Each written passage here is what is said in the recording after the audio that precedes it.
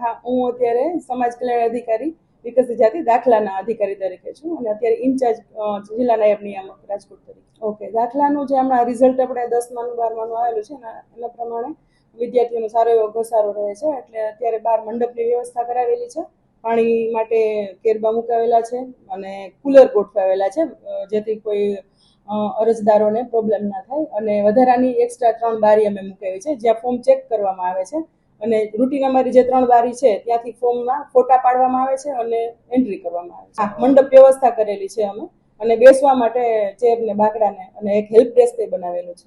અત્યારે અમારો લગભગ મોટા ભાગનો 10 થી 11 જણા નીચે છે, ઓપરેટરો સહિત બધા નીચે છે.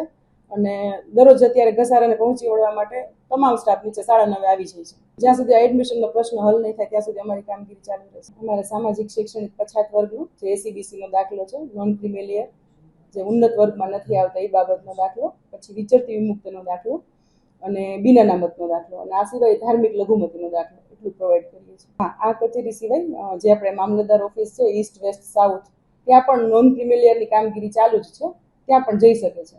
અને કલેક્ટર કચેરીના જનસેવા કેન્દ્રમાં પણ આ કામગીરી ચાલુ છે.